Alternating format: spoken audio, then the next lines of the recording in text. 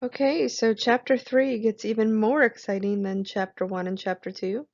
So what we're going to talk about in chapter 3 is the idea of periodic reporting and what we call accrual basis of accounting and the adjustments that are required oftentimes to present your financial statements in accrual basis form. So here are learning objectives for chapter 3. So again, we'll talk about accrual accounting and periodic reporting and take that all the way down through how to make adjusting entries, why we have to make adjusting entries, preparing what we call an adjusted trial balance. So in chapter 2, we prepared a trial balance, but from there may be some adjustments that are required in order to report your books on an accrual basis. And I know you don't know what that means yet, but you will. So then we'll prepare adjusted trial balances, and then we'll prepare a post-closing trial balance and explain why all of those pieces are necessary. So first, the importance of a periodic reporting and the role of accrual accounting. So in chapter 1, we talked about one of the assumptions of accounting is that the business can be chopped up into accounting periods. So typically, those accounting periods are monthly, quarterly, semi-annually, or annually. I've never seen anything chopped up any different than that. But basically, over time, we're saying that we can divide up the business activities and report on them for a quarter, for a month, for a year, etc. Okay, so accrual basis of accounting records revenues when products or services are delivered and expenses when they're incurred. So it aligns with that matching principle that we had talked about in chapter 1, I believe, where revenues are matched to the period, or the expenses rather, are matched to the period and the revenues in which they were spent to generate. Whereas cash basis of accounting records revenues when the cash is received, um, and expenses are recorded when cash is paid. So accrual basis of accounting really better reflects the performance of a business, and it is the primary basis of accounting that is used. You see that a lot more common than you do cash basis of accounting.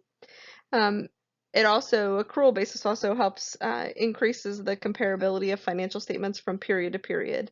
And when we walk through some of the examples, I think maybe you'll start to understand why that's the case. Okay, so accrual versus cash basis example. So here in the green box, it says that we paid $2,400 for 24 months of insurance beginning December 1st of 18. So on the accrual basis of accounting, what happens is, yes, we paid all $2,400 of that for the policy that begins on December 1st, but what's going to happen is $100 of insurance expense will be recognized each month as that 24-month period term um, is used up, so to speak. So on the accrual basis of accounting, because we purchased it December 1st, rather than recording $2,400 of insurance expense right then, we're going to record 100 in December of 18. Then we're going to record 1,219 for all 12 months, and we'll record 1,120 for the 11 months that remain of that 24-month period in 2020. And so under this approach, the accrual basis approach, the expense is matched with the periods that are benefited by the coverage. Okay? So to elaborate on that same example, so on December 1st, Fast Forward paid $2,400 cash for a 24-month business insurance policy. So under the cash basis, the entire $2,400 would be recognized as an insurance expense in 2018, and no insurance expense would be recognized from in 2019 or 2020, which are periods that are covered by the policy, but yet we're not going to recognize any expense under the cash basis approach. So that's why the accrual basis approach makes some more sense, because you'll be able to recognize expense in all of the periods rather than just in December.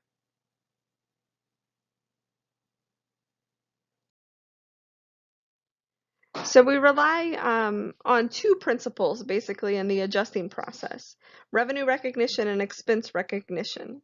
And so revenue recognition requires that the revenue be recorded when the goods or services are provided to customers at the amount that's expected to be received from the customers. So the goal of the adjusting process is to make sure that your revenue is recognized and reported in the time period in which those services or products are delivered.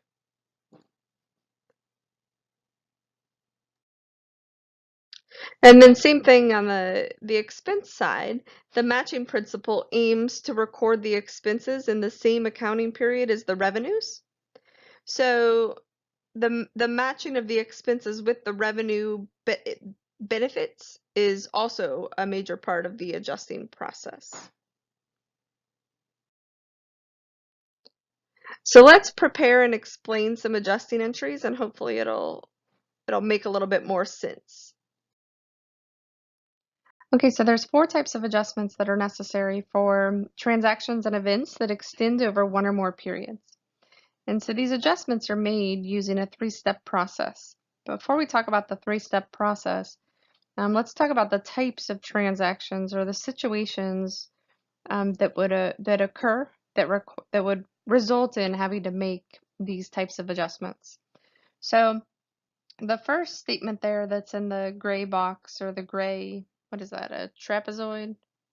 Well, whatever. Geometry was never my thing anyway.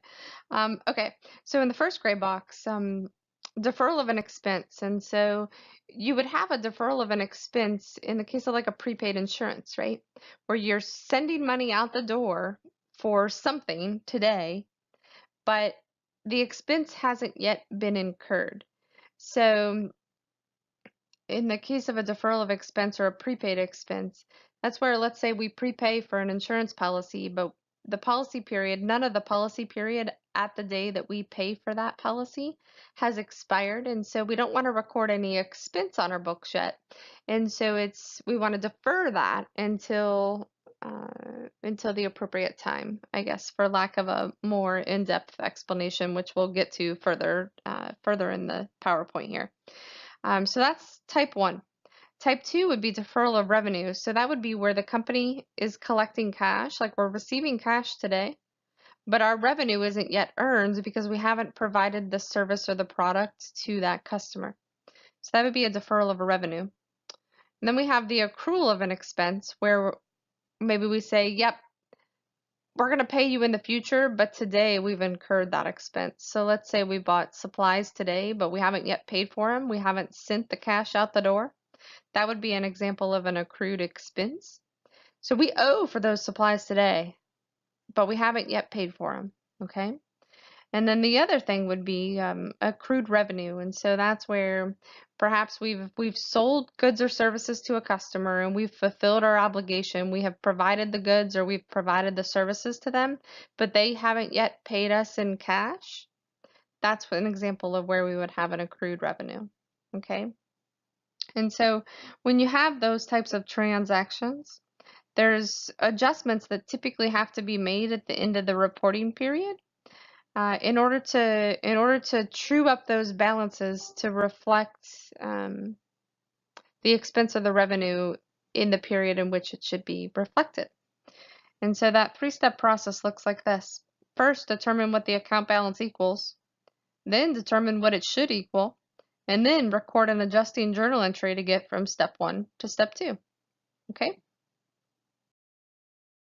All right, so let's start with the first type of adjusting entries. And so this is where we pay cash before the expense is recognized. So this is where that prepaid insurance example comes into play.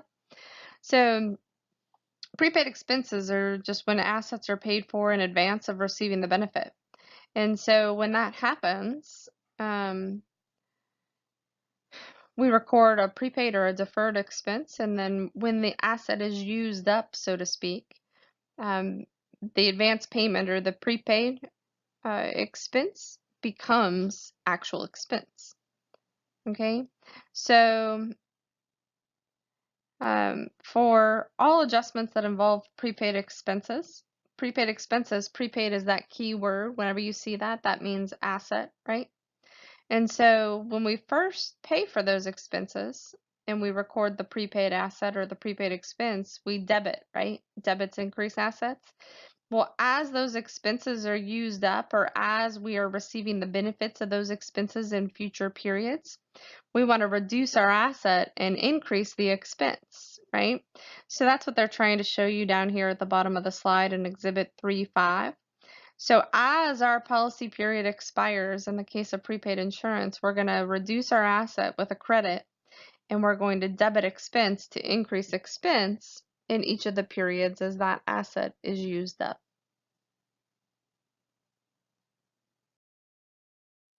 All right, so step one, let's determine what the current balance of Fast Forward's prepaid insurance is.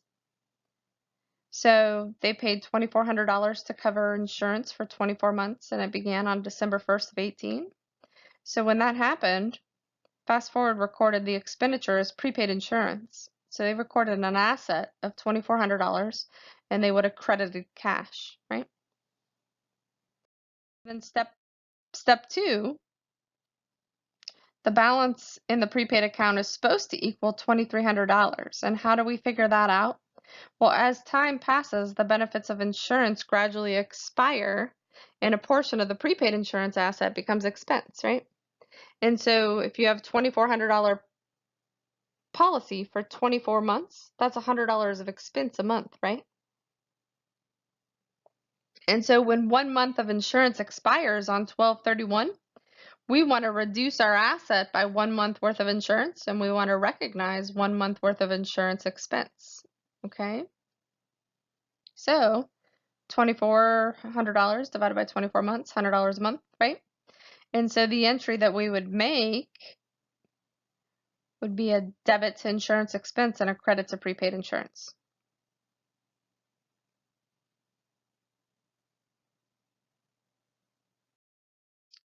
And so the actual entry right here at the bottom of the slide, let's see. Oh, maybe it's the next slide.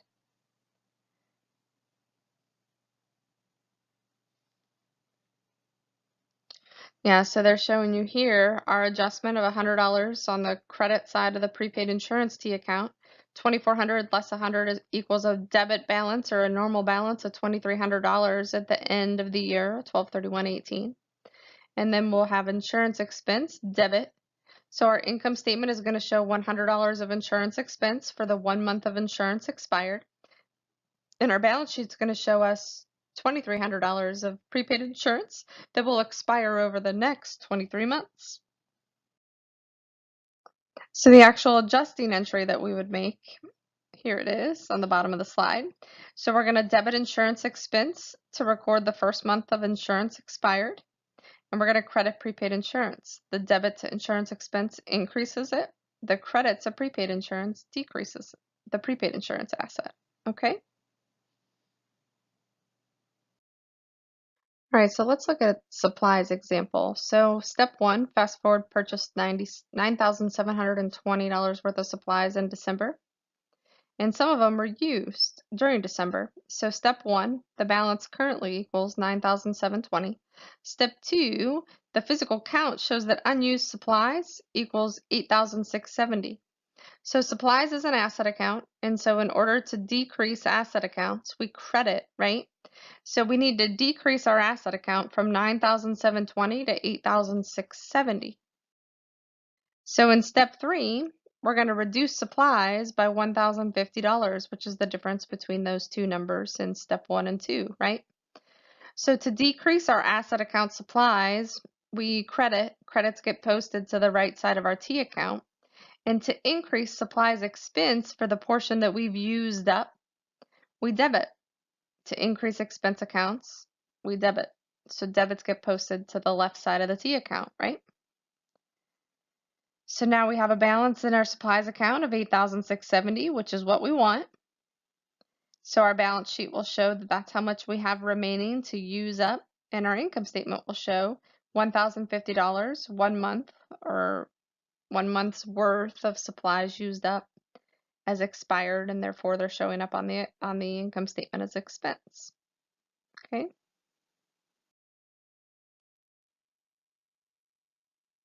So here's what that entry looks like in debit credit form, right? So we have supplies expense credit, or excuse me, supplies expense debit for $1,050.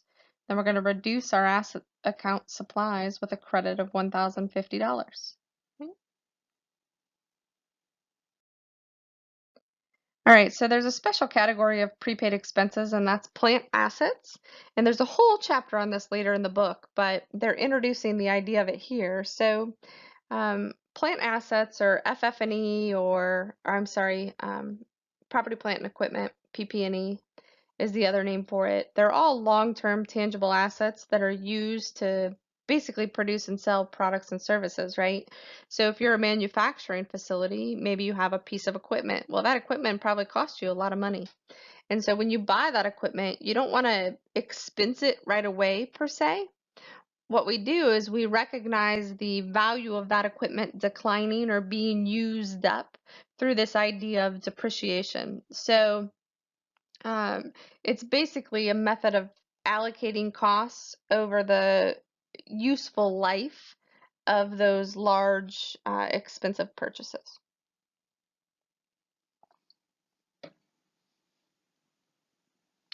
So the way that we do this, there's a lot of different methods, but the formula for straight line depreciation is this.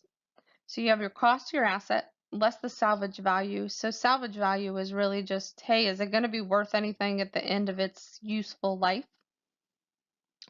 And then you divide that by useful life and you get what we call straight line depreciation expense.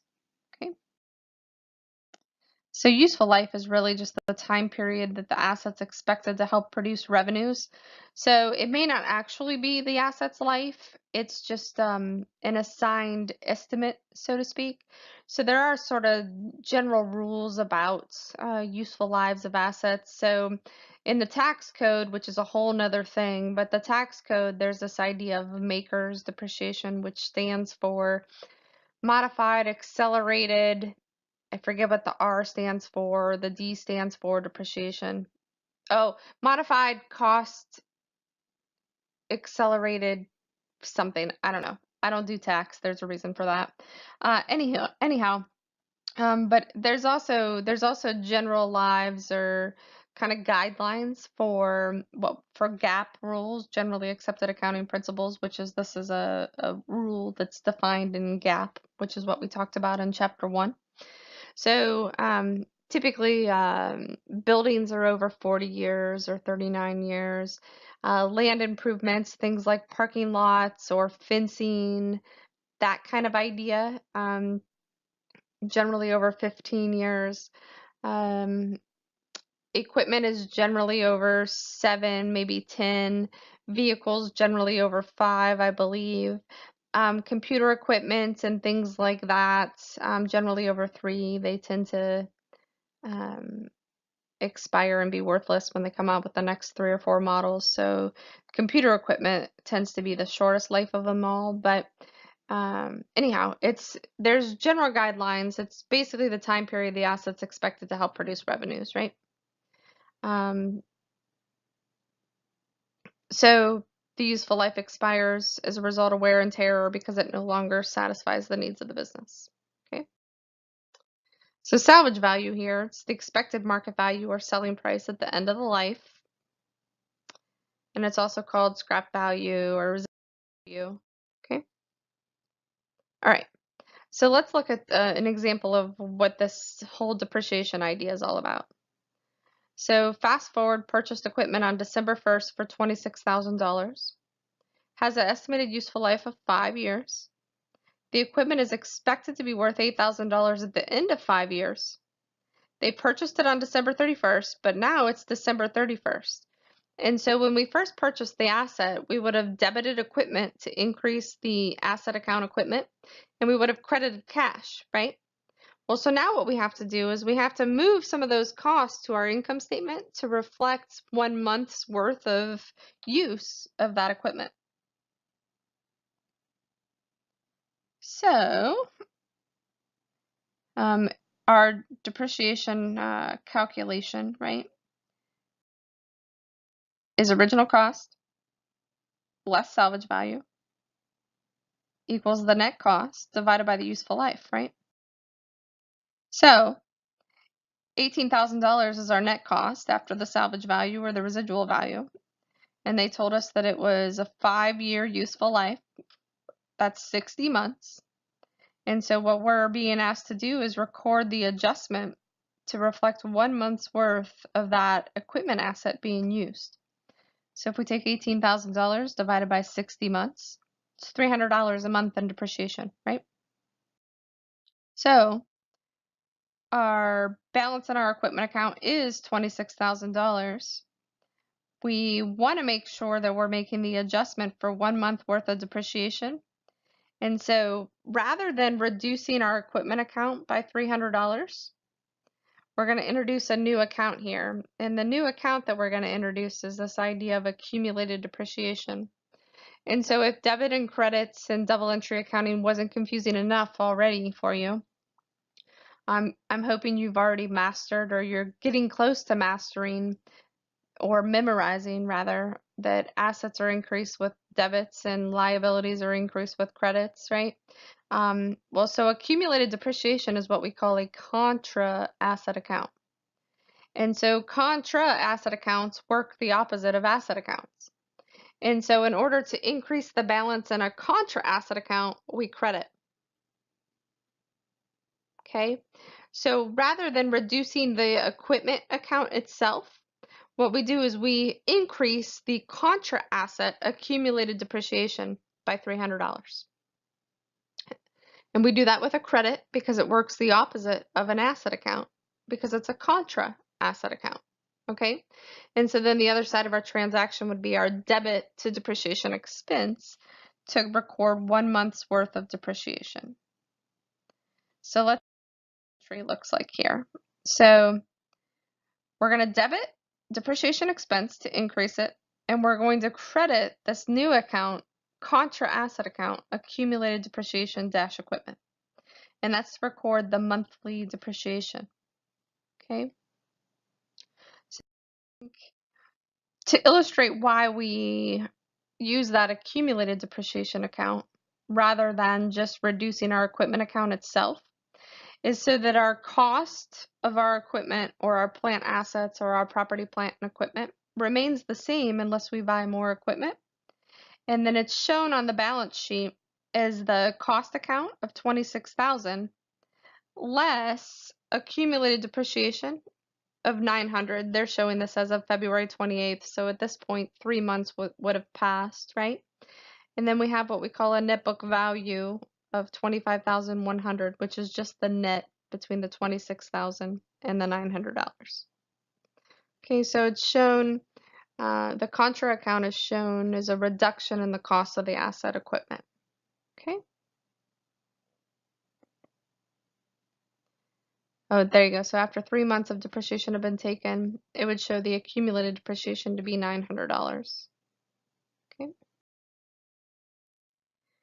All right, so let's see if we can go through some examples to try to help solidify these concepts in your head.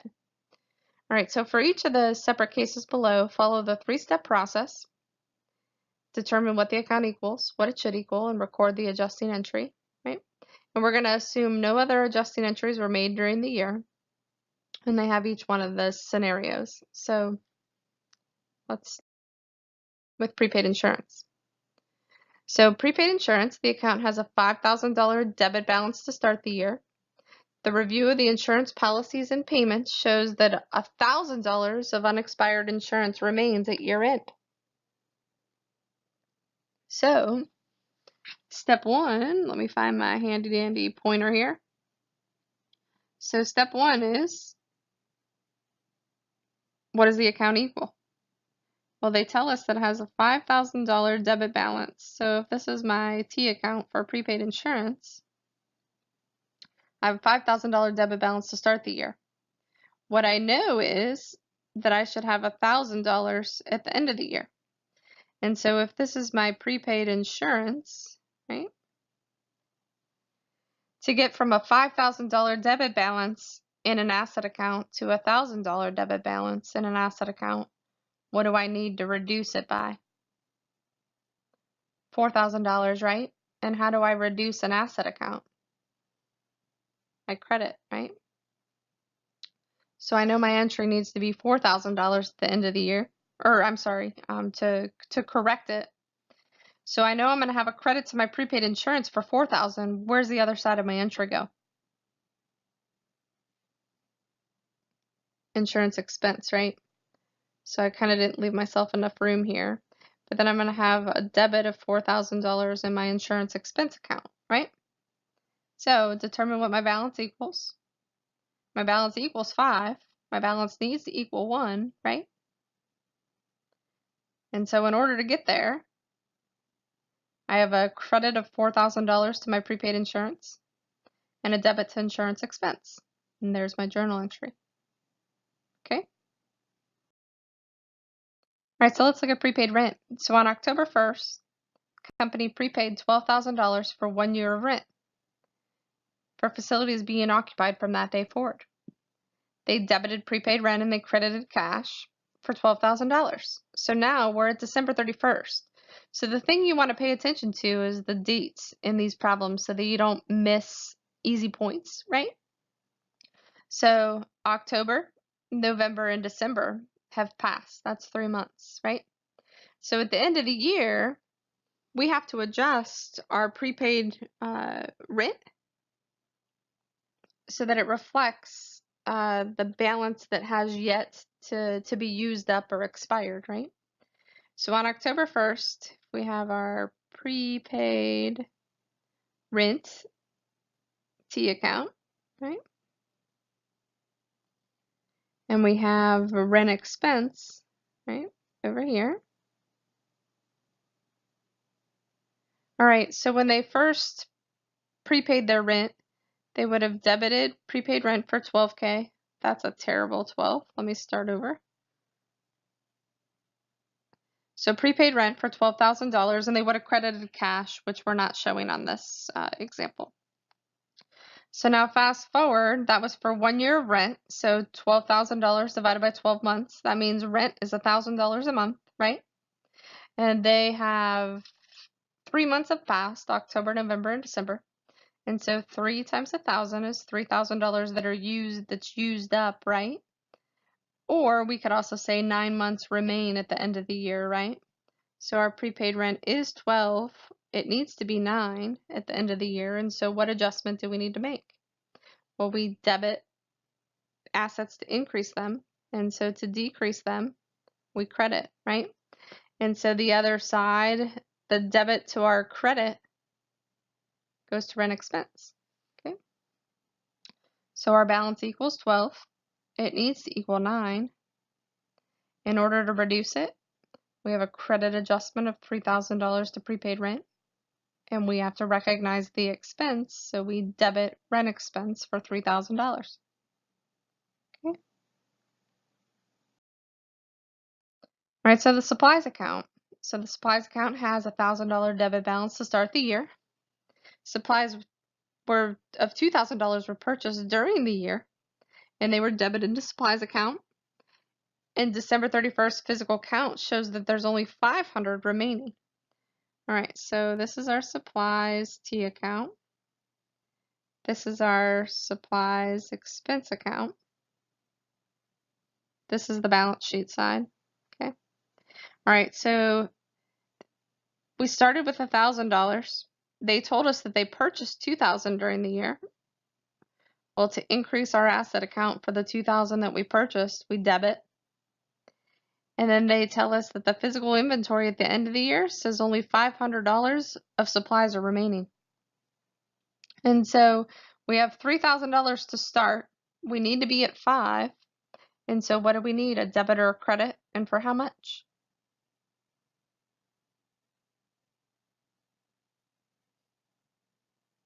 It's 3,000 minus 500 is 2,500, right?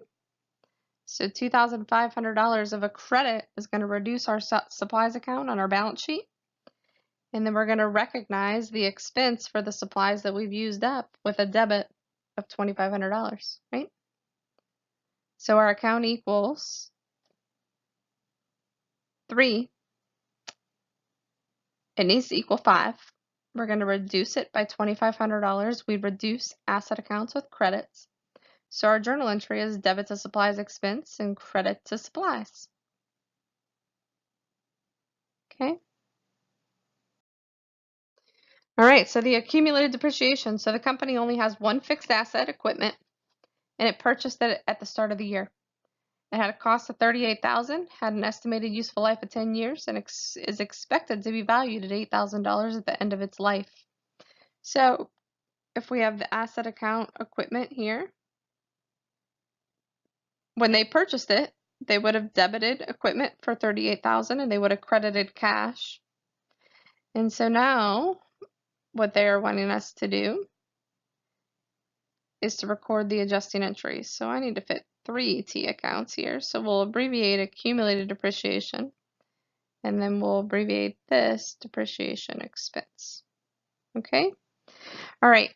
So we had $38,000 to start, but we have to compute what that depreciation amount is. And so we said that the cost less the salvage value. So $38,000 less $30,000 divided by 10 years is going to tell us what our annual depreciation is. So 38,000 or 30,000 rather divided by 10 years is $3,000 of depreciation expense each year. And in this case, they're having us compute it for the entire year. It's not a partial year because they don't tell us they bought it in October or they bought it in June. They said they bought it at the beginning of the year. And so we need to recognize $3,000 of depreciation expense on this equipment. Okay, so our balance to start in accumulated depreciation is 0. We're going to recognize $3,000 of accumulated depreciation, and so to increase a contra asset account, we credit, right? And then we recognize the debit of insurance expense. Okay?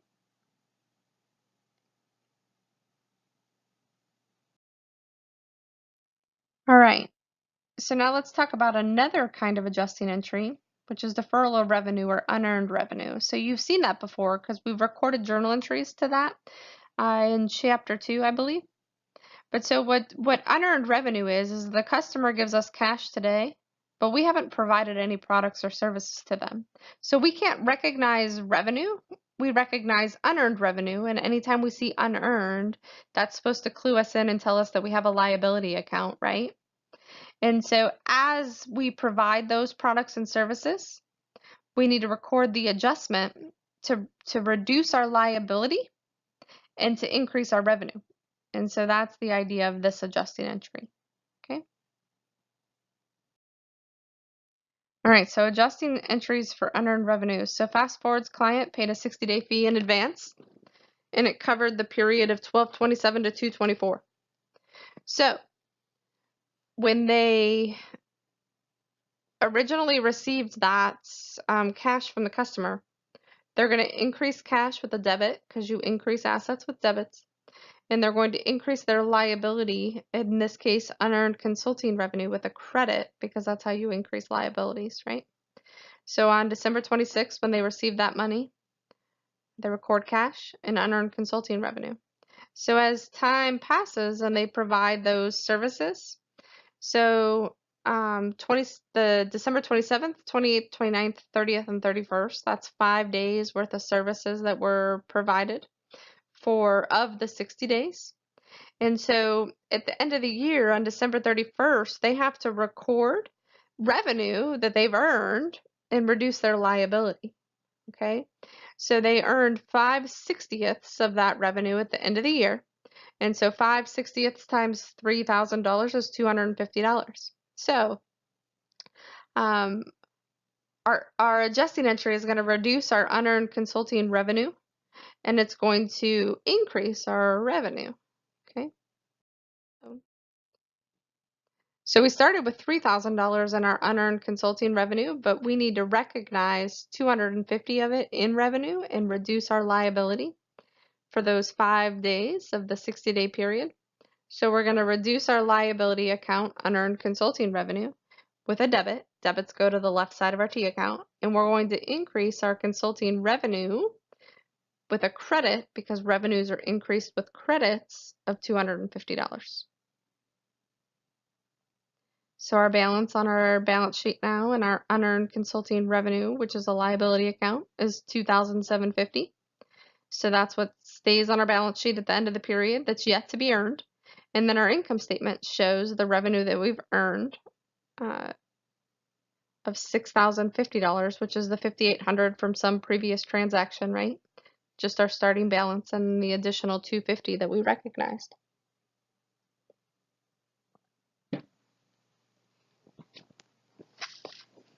So we have a total of $6,050 in our income statement revenue. Okay. All right. So the adjusting entry. I feel like these are a little bit backwards the way they put them together, but nevertheless. So the adjusting entry on December 31st to transfer our $250 from unearned to earned. Debit unearned consulting revenue. It's a liability. You decrease liabilities with debits. And we credit consulting revenue, $250, right? Okay, so let's look at two examples here and see if we can do them together. So same idea, determine what it equals, what it should equal, and then record the entry, right? So the first one, the company collected $2,400 rent in advance on September 1st, and they debited cash and they credited unearned rent revenue.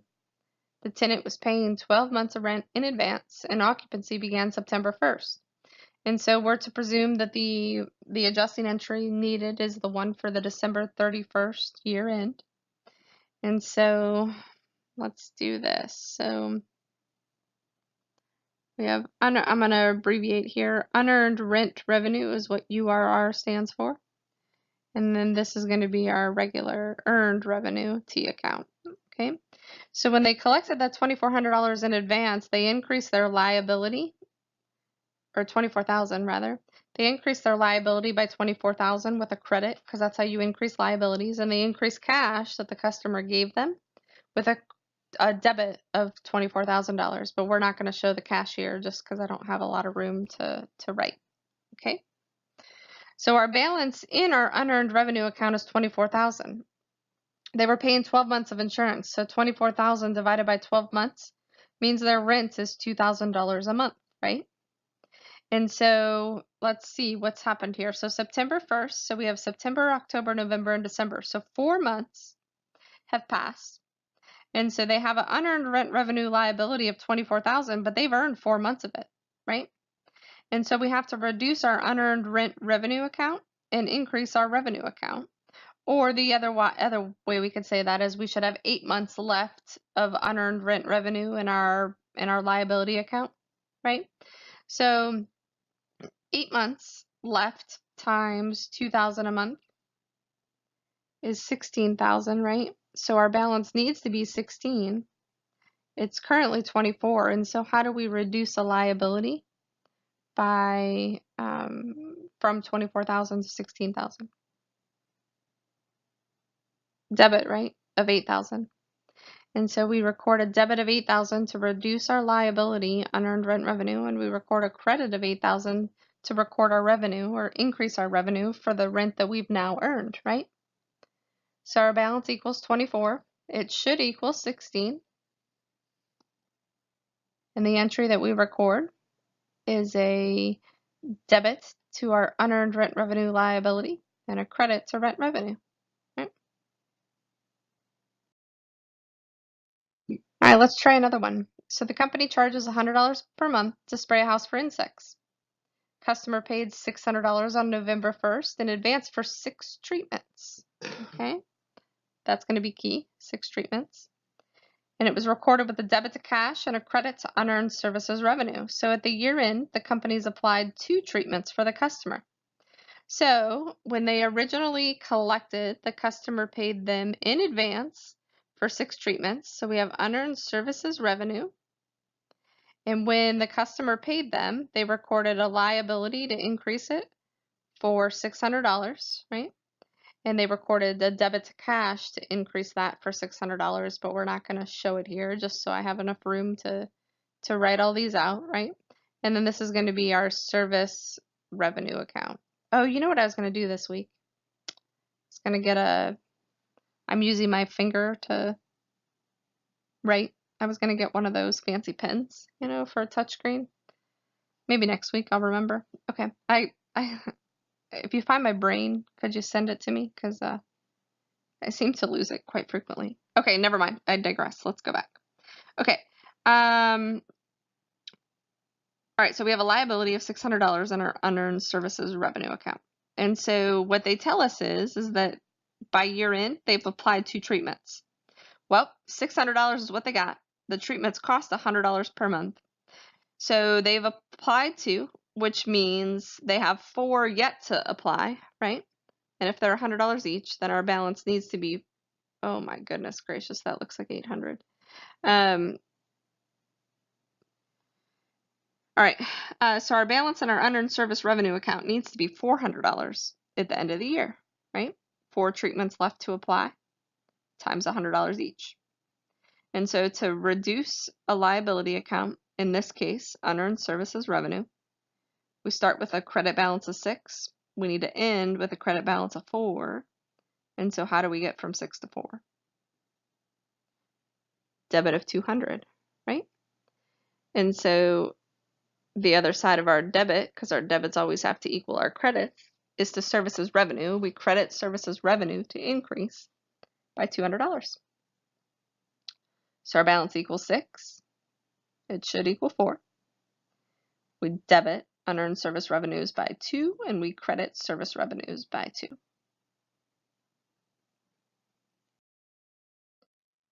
All right, so the 2 examples we just went through are when we pay cash in advance of actually incurring the expense. So like prepaid insurance, right? And then the second thing we looked at is when we receive cash in advance of performing services for the customer, right? So that's unearned revenue. So now we're going to go to the other side where we have an expense that's incurred before we pay the cash, and when we have revenue that's earned before we receive the cash, okay? So if we start here with accrued expenses, so what accrued expenses are the costs that are incurred, but they're unpaid and they're unrecorded, okay? So in order to record them, we record the expense and we record some kind of liability, typically like accrued expense or accounts payable, okay?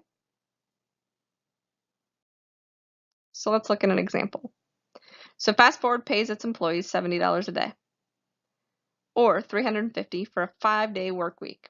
Salaries are paid every 2 weeks on Friday. So let's see. So 12/31 they tell us is a Wednesday. So Monday, Tuesday, Wednesday, 3 days worth of salaries are owed at year ends, but haven't yet been paid, right? Because they're not going to get paid until the next Friday. So if they pay $70 a day times 3 days, that means 210 days worth of salaries are owed, but we haven't yet paid them. So our adjusting entry is going to create a liability or increase the liability.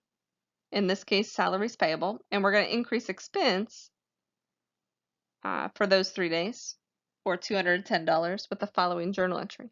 So we're going to record salaries expense of 210, and we're going to record a payable increasing the liability with a credit of 210 for 3 days worth of accrued salaries. Okay? So we have salaries payable of 210, credit gets posted to the right side of our T account. Salaries expense, because they are trying to confuse you. Do you see what's wrong with this picture? Salaries payable, 210. Salary expense, 210. You have 2 credits. That's a big frowny face. Your credits don't equal your debits. They've screwed up the slide. 210 belongs here. Okay? So, and this belongs here too.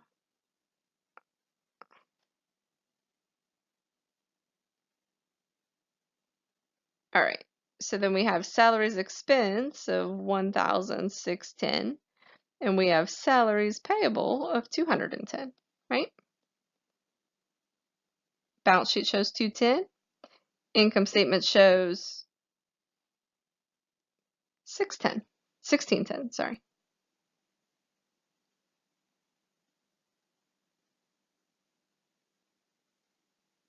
Okay.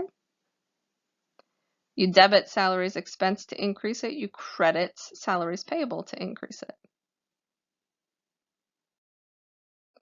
All right, future payment of accrued expenses. So accrued expenses at the end of one period result in a cash payment in a future period, right? So those accrued salaries that we put on the books at 12/31, well, on 1/9 of the next year, they're going to pay that 2 weeks worth of salaries, right? So here's how that works. So when they pay that, they're going to reduce their salary payable they put on the books. So that's the 3 days times the 70. We reduce payables with debits. They're going to record salary expense for the other 7 days of the 10 in the pay period. So 7 times 70 is $490. And they're going to record cash of $700. So the thing that's important to note here is that had we not accrued that salaries payable, this $490 here would have been $700, and you would have recorded 3 days worth of expense from a previous period in the current period. And we don't want to do that. That's not matching your expenses into the appropriate accounting period, right? Which is why we accrued for those at the end of the year. So when you pay them on January 9th, all that's happening is you're just reducing your payable. But your expense properly reflects only the 7 days that fall in that next or subsequent accounting period. Okay?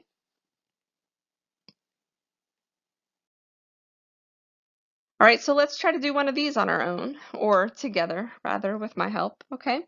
So for each of the separate cases below, follow the 3-step process, and we're assuming no other entries are made during the year. So salaries payable. At year end, salary expense of $5,000 has been incurred by the company, but isn't yet paid to employees. So there's nothing on our books, but what they're telling us is that we need to record some salary expense, right? But we haven't yet paid it. And we need to record salary payable because we're not going to pay it yet, but we will, right? So salary expense is our income statement. Salary payable is our balance sheet. So to increase salaries payable, you increase liabilities with a credit, right? And we're going to increase our expense with the debit. Debits go to the left side of the T account, credits go to the right side. So our balance is 0 currently in our salary payable, right? It needs to be 5. To increase it, we credit and we debit expense for $5,000. Okay? All right, what about interest payable? So at December 31st, the company holds a mortgage that has incurred $1,000 in annual interest that's not paid nor recorded. They intend to pay the interest on January 3rd of the next year. Well, we want the interest expense to hit the current year, right? That's the whole purpose of doing the adjusting entry. And so we have, let's see, we have interest payable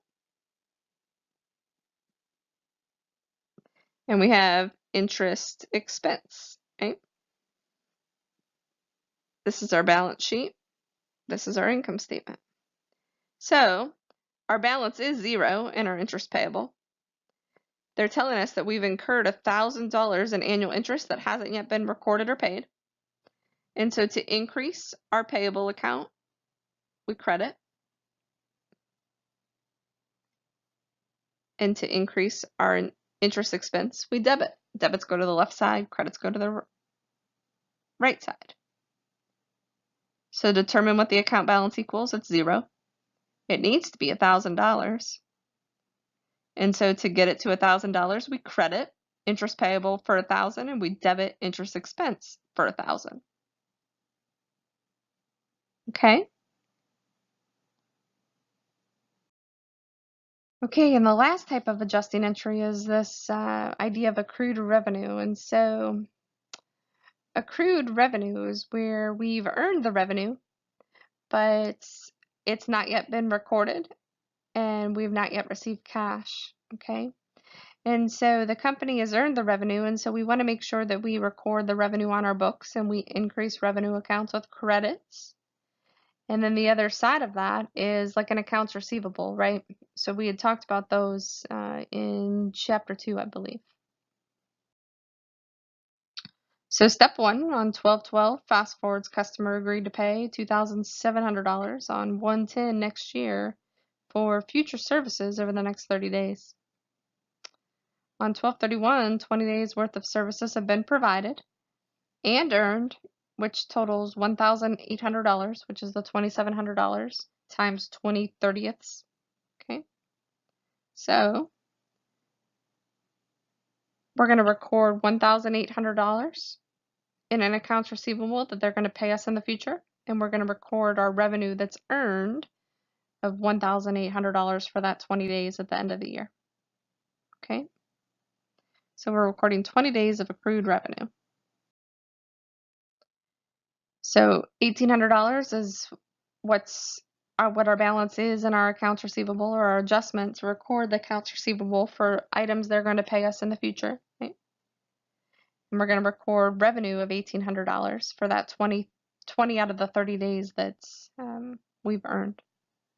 Okay, so our balance sheet is going to show the receivable of $1,800, and our income statement is going to show revenue of $7,850, the starting revenue of $6,050 plus our $1,800 that we've earned.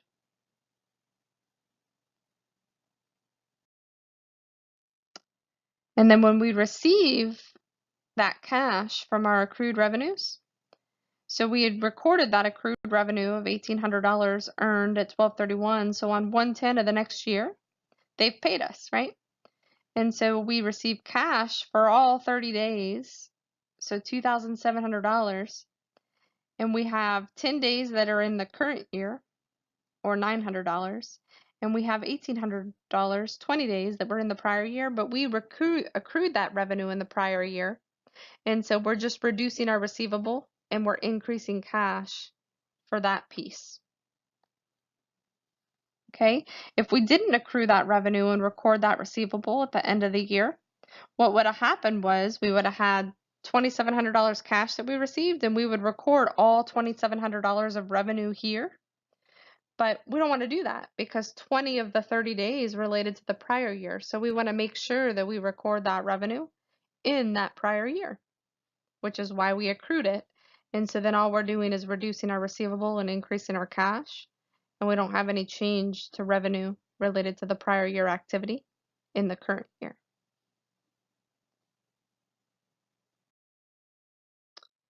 All right, so let's work on 2 examples related to this type of adjusting entry. So again, same 3-step process. What does the account balance equal? What should it equal? And how do we get there? Debit or credit, right? All right, at year end, the company's completed $1,000 of services for a client, but the client's not yet been billed. And so we have to record the adjusting entry, right? So our 2 accounts are going to be accounts receivable and revenue, right? So we've earned $1,000, so we want to increase our revenue account by $1,000. Our accounts receivable is currently 0, but it needs to be 1,000, right? So our debit is going to be to accounts receivable for $1,000 and our credit to revenue. So our balance currently is 0 in accounts receivable. It needs to be 1,000. We increase assets with debits. So we have a debit of $1,000 to accounts receivable and a credit to service revenue for $1,000 to increase revenue. Okay. All right, and so interest receivable. So at the end of the year, the company's earned but not yet recorded $500 of interest from its investments in government bonds. So interest receivable and interest income are going to be our 2 accounts. And so that we have interest that's been earned from government bonds, and we need to record the receivable. So our receivable is currently 0. It needs to be $500. So we're going to debit interest receivable for $500, and we're going to credit interest income for $500. So what does our balance equal? And our interest receivable is 0. What should it be? $500. We increase receivables with debits. So we have a debit to interest receivable and a credit to interest revenue. Okay. Okay, so here's a summary of deferrals and accruals that may prove useful. So it might be one that you want to bookmark. So here's the way that we read this. So you have a deferral when you pay or receive cash before the expense or the revenue is recognized. And so you either have deferral of expense or deferral of revenue. And so when you have deferral of expense, you want to, the adjusting entry is to increase the expense and decrease the asset. So before you make that adjustment, the expense is understated because you need to have a higher expense than you do. And your asset's overstated because your asset is too high. You need to reduce it for the piece that's been used up, so to speak. And then for the revenue side, when you have deferral of revenue, you want to decrease your liability and increase your revenue at the end of the reporting period. And before you do that, your liability is too high because you've earned some of that revenue, so you need to decrease it. And your revenue would be understated because you haven't yet recognized revenue that's earned before you make that adjustment. And then the contrary is true for the accruals. So when you have an accrual, when you pay or receive cash after your expense or your revenue has to be recognized. And so your accrued expense, that type of an adjustment is increasing your expense and it's increasing your liability. So if you have an expense that's incurred but you haven't yet recorded, before you record it, your expense is understated and your liability is understated. Okay, and then when you have accrued revenue, your asset increases and your revenue increases. So before you record that accrued revenue at the end of the period, your asset's understated and so is your revenue. Okay. All right, so learning objective number 2, explain and prepare an adjusted trial balance. All right. So an unadjusted trial balance, which is what we did in our previous chapter, is just a list of the accounts and the balances prepared before any of these end of period adjustments are recorded, like we've just gone through. And so what an adjusted trial balance is basically the list of the accounts and the balances after all of these entries have been recorded and posted to the general ledger. And so the way that it looks is you have your unadjusted trial balance columns on the left side, your debits and credits for your adjustments in the middle 2 columns, and then the sum of your unadjusted balance plus your adjustments equals your adjusted balance. Okay? Okay, so let's prepare financial statements from an adjusted trial balance. All right, so 4-step process, right? So first, we prepare our income statement using the revenue and expense accounts. Second, we prepare our statement of retained earnings using the retained earnings and dividends from the trial balance and then pulling net income from step 1. Then we prepare the balance sheet using the asset and liability accounts from the trial balance and pulling retained earnings from step 2. And then lastly, we prepare the statement of cash flows from the changes in cash flows for the period. And there's a whole chapter dedicated to cash flow later in the book. Okay. All right, so I think really they're just trying to illustrate the statements and the steps and the connections between them on this slide. So it's a little bit tiny and small to see. So I think as we continue forward in the next couple slides, hopefully it'll be a little easier to follow and see. So let's look at this example. So using the following adjusted trial balance, they want us to prepare the income statement, statement of retained earnings, the balance sheet for the year end December 31st X2. So the retained earnings account balance at December 31st X1 is $45,000. Okay, so okay, so here's our trial balance on the, or our adjusted trial balance, excuse me, on the top left-hand side of our screen. And so let's place the accounts where they belong on each of these statements. So first accounts, cash, accounts receivable, lands, those are all asset accounts, right? So let's put those on the left side of our balance sheet. We have accounts payable and long-term notes payable. that belong in our liability section on the top of our balance sheet. Then we have common stock that is the first account here in our equity section. And then we have retained earnings to start, which is the $45,000, belongs at the top of our statement of retained earnings, right? And then we have dividends, which belongs here on our statement of retained earnings, right? And then we have fees earned and salary expense and office supplies expense. So our fees earned belongs on our income statement. Our office supply expense and salary expense also belongs on our income statement. So I think we've placed all of our accounts at this point into each of our statements. And so now we have to do some math. So we have fees earned of 79 less expenses of 64 gives us net income of $15,000. Let me find my pointer here. Okay, so, and then we know net income, this is the first statement that we prepare, right? Then net income flows down here to our statement of retained earnings. So we have beginning retained earnings plus net income of 15 less dividends of 20 gives us ending retained earnings of 40. And our ending retained earnings comes down here to our balance sheet equity section of 40,000. Okay, and you'll notice that our assets equal our liabilities and our equity. So we are in balance and all looks good. Okay.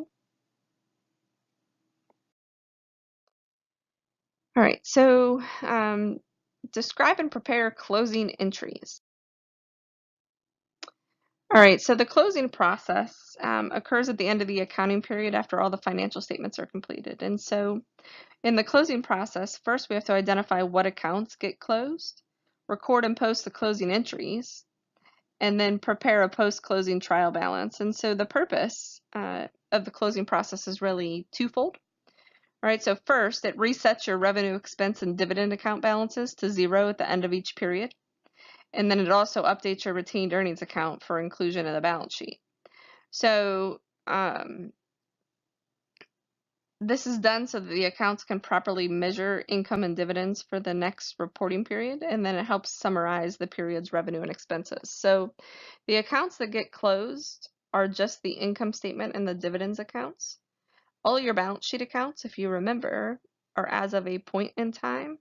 And so they're not for periods of time. And so those don't ever get closed because you just run the balance sheet for December 31st this year, maybe June 30th next year, December 31st then the next year.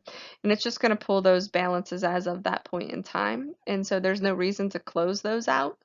But the income statement accounts are for a period of time, and so unless you close them at the end of the reporting period, then you don't ever get back to 0 so that you can accurately reflect the revenue and expense in the next reporting period.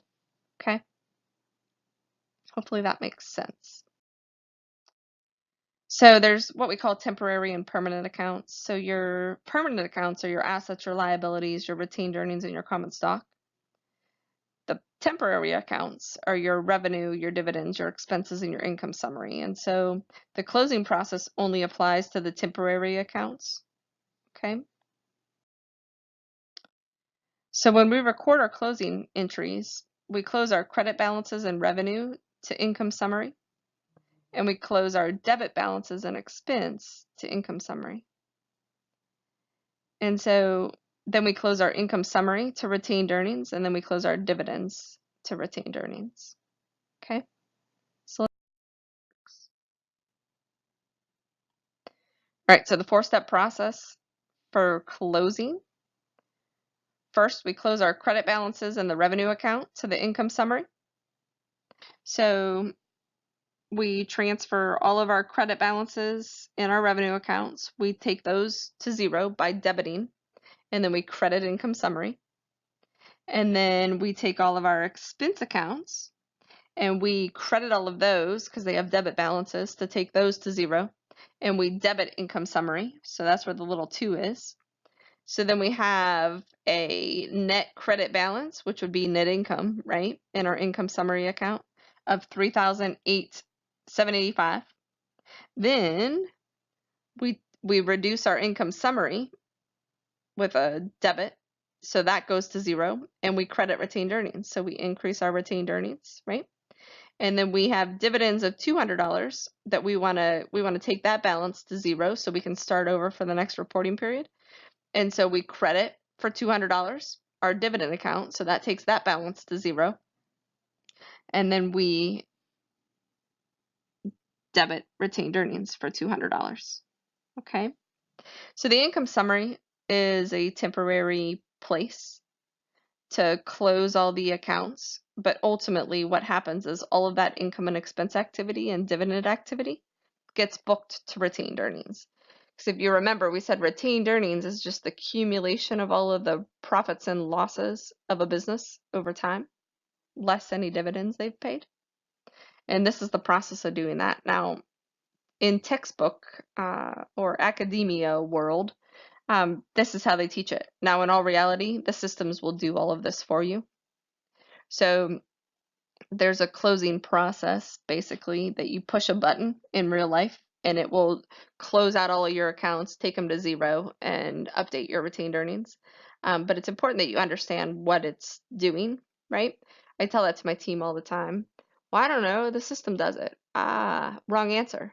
You need to make sure that you understand what the debits and credits should have been so that you can verify that your balances are correct, right? So that's why they teach it this way, basically. Okay. All right, so after we go through that process of recording all of our transactions to our income summary, and then our income summary to our retained earnings, then we prepare a post-closing trial balance. And so all the post-closing trial balances is a list of all the permanent accounts and their balances, right?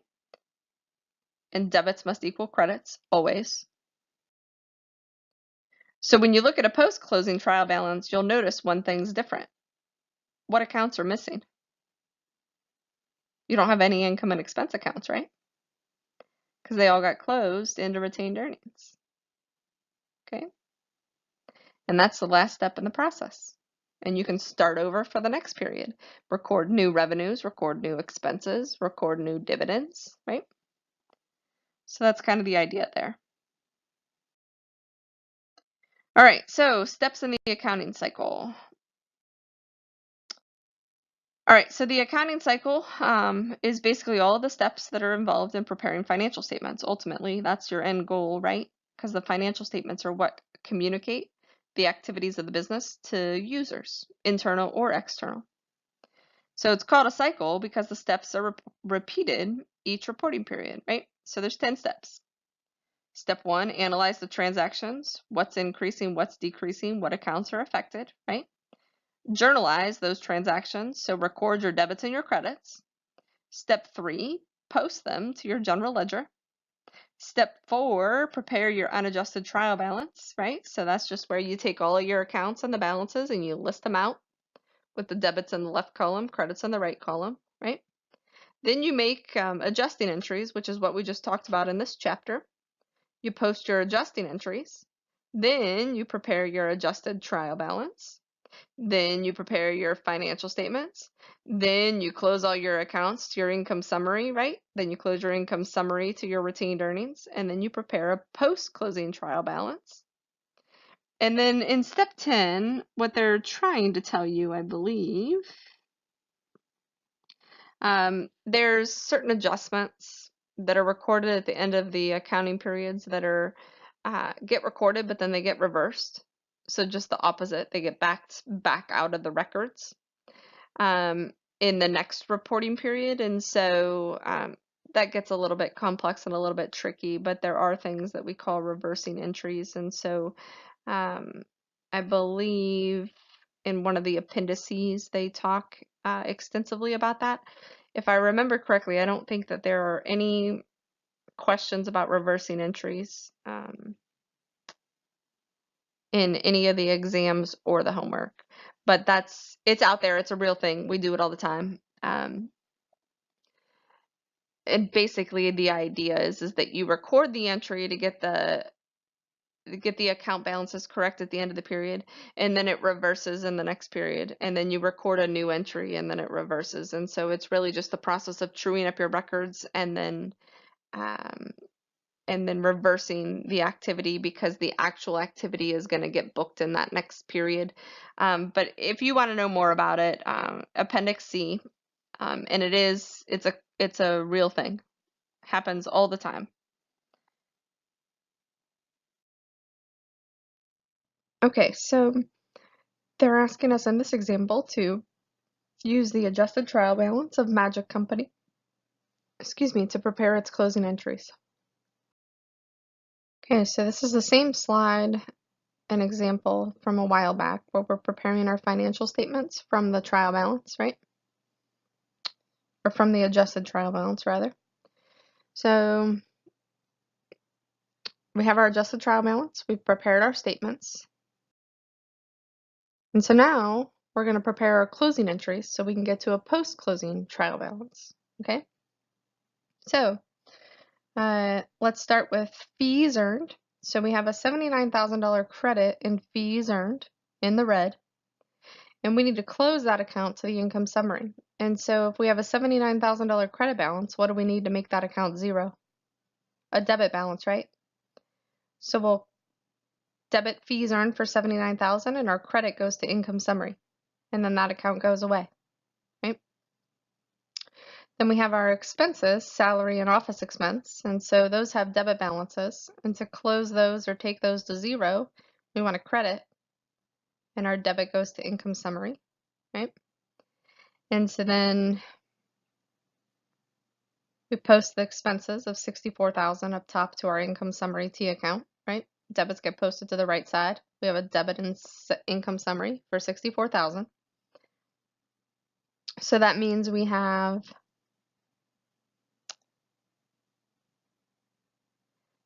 net income of $15,000. So let me find my pointer here. So we have revenues of 79, revenues and credits of 79,000, expenses of 64. So that means we have a net credit balance or net income of $15,000, and we want to close that, right? So that's this entry here. So in order to take this 15,000 to zero, we need to close that with a debit of 15. So we debit income summary for 15,000 and we credit retained earnings for 15,000. Okay. And then our dividends, we had a credit balance or a debit balance rather in dividends. We want to credit dividends for 20 to take that to zero. And we want to debit retained earnings for 20. And so we started at 45. We have net income of 15, less dividends of 20, gets us to our ending balance and retained earnings of $40,000, and our income summary account is now zero. Okay. And so once all of the expenses and revenue and dividend accounts have been closed, the remaining balances appear on the post-closing trial balance, and the ending balance is in retained earnings here of $40,000. Okay?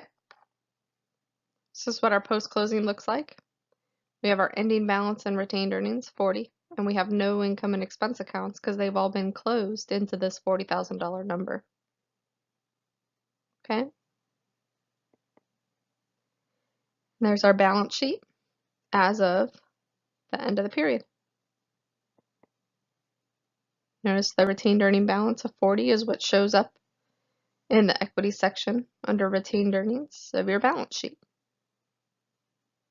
Okay? All right, so explain and prepare a classified balance sheet. Okay, so a classified balance sheet typically organizes assets and liabilities into like key subgroups, basically.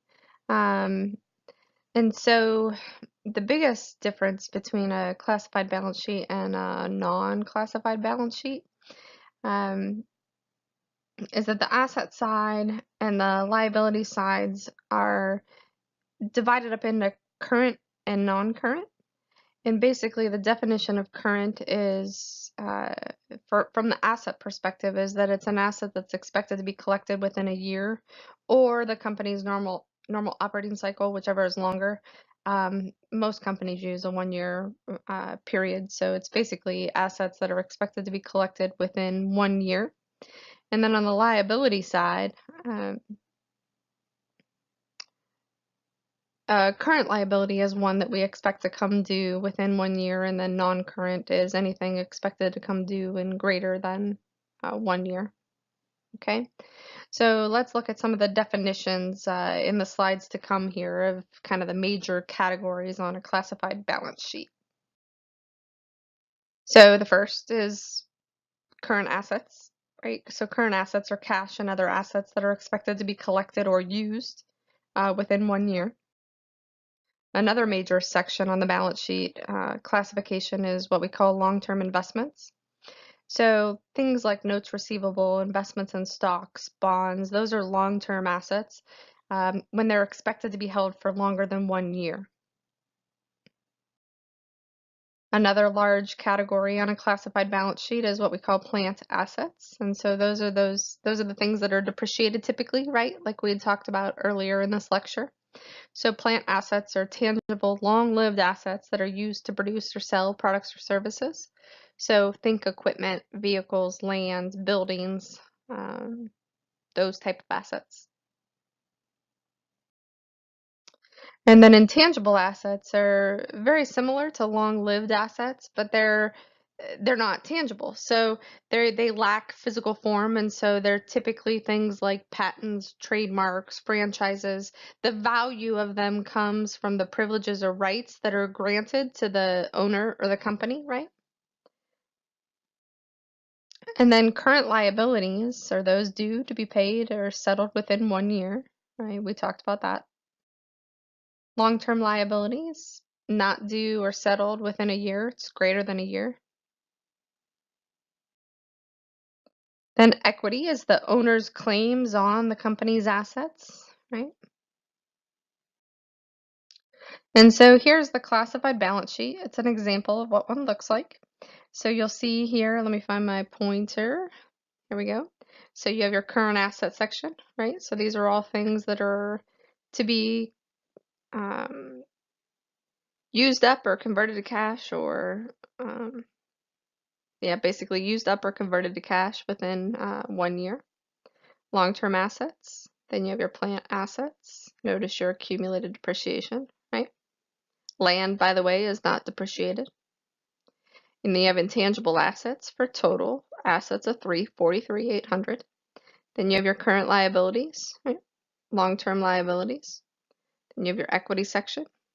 Total liabilities and equity of $343,800. Okay. All right. So let's use the adjusted trial balance to prepare a classified balance sheet as of December 31st, 2002. And the retained earnings balance is $40,000 at December 31st, 2002. Okay? So let's first pull our current assets, right? So our current assets are going to be our cash, accounts receivable. Then we have our plant assets, in this case just land, for total assets of $115,000. Then you have current liabilities of accounts payable. You have long-term liabilities of our notes payable. They give it away, right? Long-term is in the name. And then you have your common stock and your retained earnings for your equity section of your balance sheet. Okay? So that should be pretty easy peasy. All right. So computing profit margin and describing its use in analyzing company performance. So again, at the end of every chapter, there's a metric of some kind, and at the end of this chapter 3, they talk about profit margin. So profit margin just tells us the relationship between sales and profits or net income, right? And so it's computed as net income divided by net sales. And so again, like we had talked about at the end of last chapter, the thing about profit margin is it's only really useful if you're comparing to the company to itself over several years or to a competitor company or something like that. And so in this case, it's Visa, like Visa credit card, their profit margin. And so if you look at their profit margin over the period of 2013 to 2016, looks like 2013 increased in 2014, also increased in 15, and then it dropped, right? So I don't know, the trend was looking pretty great, and then something happened in 16, and their profit margin fell, right? The higher the percentage, the more profitable the company. But then they also compare it to MasterCard's profit margin. And so if you look at them compared to MasterCard over the years, every single year, Visa's profit margin is higher than MasterCard, right? So I think the thing here would be, their future success probably depends on them keeping market share, right? And increasing their profit margin. And so that's kind of how you look at that metric. All right. And so then let's talk about the current ratio. So the current ratio is just the company's current assets divided by their current liabilities. And so basically it helps assess the company's ability to pay its debts in the near future. And so here we have Costco compared to Walmart. I love Costco. We're there all of the time. Okay, so here, again, same idea. You can compare the company to itself over several years, or the company to like a competitor or a benchmark of some kind. And so what this would say is in 13, the company had 1.19 assets to each liability, right? 1.22 in 14, then it dropped to 1.01 in 15, and then dropped again to 0.98 in 16. And so it looks like they're kind of on a downward trend, which you might say, hey, what are they doing? Like, are they going to be able to pay their debt in the future? But then if you look at them compared to Walmart, they're actually doing pretty good, right? They're quite a bit of ways above Walmart in terms of their how many each dollar in asset, how many liabilities they have for each dollar in asset, basically. Okay. So the current ratio is often used by creditors. So it affects lending decisions, right? So they might say, they have some definitive, if your current ratio is 1, then maybe you get X rate. If your current ratio is 1.5, maybe you get a better rate, for lending. So it's used in that regard as well. But so it's just really one measure of a company's ability to pay its short-term obligations, basically. Okay. All right, so Appendix 3A talks about the alternative in accounting for prepaids. I'm not going to go through this, but if you are so ambitious as to read through that on your own and you have questions, you feel free to let me know, and I'd be happy to discuss it or walk you through whatever's giving you trouble or that kind of thing. But I do not believe this is on any exam or in any homework assignments. Okay, so we're going to stop there. Hopefully you'll find this PowerPoint to be as helpful as the first couple. And as always, as you're working through the homework for Chapter 3, if you have any questions, please don't hesitate to reach out. All right, take care, guys.